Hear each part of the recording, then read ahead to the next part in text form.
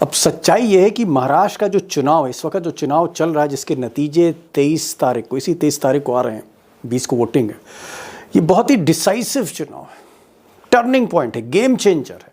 और अगर हम चुनाव के कुछ आंकड़े देखें, बड़े दिलचस्प इंटरेस्टिंग फिगर्स हैं, स्टैटिस्टिक्स हैं, अगर हम वो देखें तो आपको कहीं ना कहीं हवा का रुख, उसका एहसास होगा कि चुनाव शिफ्ट किस तरफ हो रहा है, महाविकास अघाड़ी की तरफ या बीजेपी की तरफ। अब कुछ आंकड़े देखिए आप, जैसे महाराष्ट्र में तकरीबन 12% दलित हैं और इतने ही 11-12% मुस्लिम हैं, 33% मराठा हैं, जिनका भी बड़ा ज़बरदस्त आंदोलन चल रहा था मराठवाड़ा में।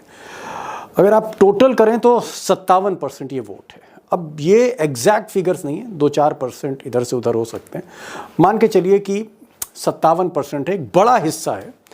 अब ये जो 57% आपको मैंने ये जो वोट दिखाया, वोट शेयर दिखाया, कहीं ना कहीं इसका जो स्विंग है, कहीं ना कहीं ये जो मूव कर रहा है, ये शरद पवार, उद्धव ठाकरे, राहुल गांधी, यानी कांग्रेस और शरद पवार की एनसीपी और उद्धव ठाकरे की शिवसेना, महाविकास अघाड़ी कहते हैं इसको महाराष्ट्र में, और दिल्ली में इंडिया अलायंस के नाम से जानते हैं। ये जो है इंडिया अलायंस, उस तरफ ये वोट धीरे धीरे खिसकते दिख रहे हैं और इसी से घबराहट मोदी जी को।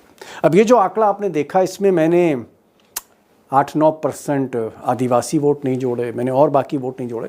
मैं सिर्फ इसलिए मैंने इसका जिक्र किया क्योंकि यही वो मैजिक स्टैटिस्टिक्स है, मैजिक आंकड़ा है, जिसको लेकर बीजेपी की दिल की धड़कनें बढ़ी, मोदी जी घबराए। सच कहूँ तो मोदी जी की हवा टाइट है।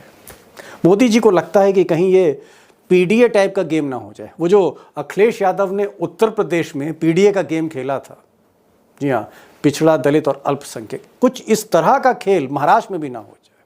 और अगर हो गया तो फिर जीत मुश्किल है। और इसीलिए लगातार अपनी स्पीचेस में, आज की स्पीच या उससे पहले जो मोदी जी की रैलीज थी, या अमित शाह की रैली है, योगी की रैली या देवेंद्र फडणवीस की रैली है, वहाँ पर ये जो संविधान है और अम्बेडकर है, इस पर टारगेट कहीं ना कहीं तंज कसा जा रहा है, तंज कस रहे मोदी जी। और मोदी जी ने कहा कि जो बार बार किताब दिखा रहे हैं संविधान की, ये किताब नहीं है, ये तो लाल किताब है जिसके अंदर के जो सफ़े हैं, पन्ने हैं, कोरे हैं, कुछ लिखा ही नहीं उसमें।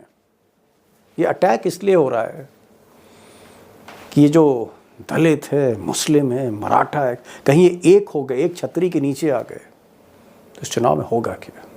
कांग्रेस की लाल किताब पर ऊपर तो लिखा है भारत का संविधान, लेकिन लोगों ने जब भीतर से खोला तो पता चला कि लाल किताब कोरी है,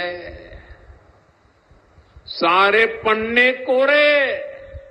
अब मोदी जी ने तो घुमा फिरा के अपनी बात कह दी, लेकिन असली बात कहने के लिए योगी जी को आगे कर दिया गया। और हिंदू वोट ना बटें, दलित हो, मराठा हो, ओबीसी हो, कुनबी हो, ये वोट ना स्प्लिट करें, एक साथ एक मुश्त ये बीजेपी को मिले। इसलिए योगी जी कह रहे हैं बटेंगे तो कटेंगे, बट गए तो कट गए, ये बात हो रही है। लेकिन यहाँ पर भी मैं एक पॉइंट रखना चाहता हूँ कि योगी जी को जो रिस्पॉन्स यूपी में मिल रहा है, ये बाकी जगह, वैसा रिस्पांस अभी तक महाराष्ट्र के कई इलाकों में नहीं मिल रहा है।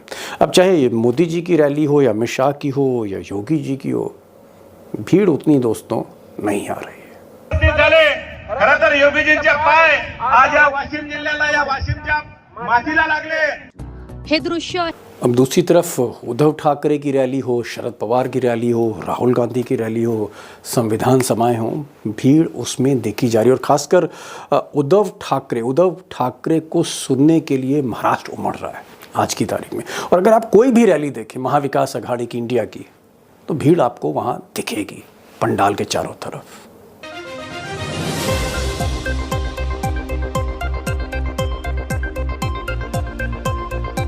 अब दोस्तों, भीड़ आपने देखा महाविकास अघाड़ी की रैलीज़ में है, लेकिन यहाँ पर एक चीज़ ऐड करना चाहूँगा कि सिर्फ भीड़ ही पैमाना नहीं होती कि आप जीत रहे हैं।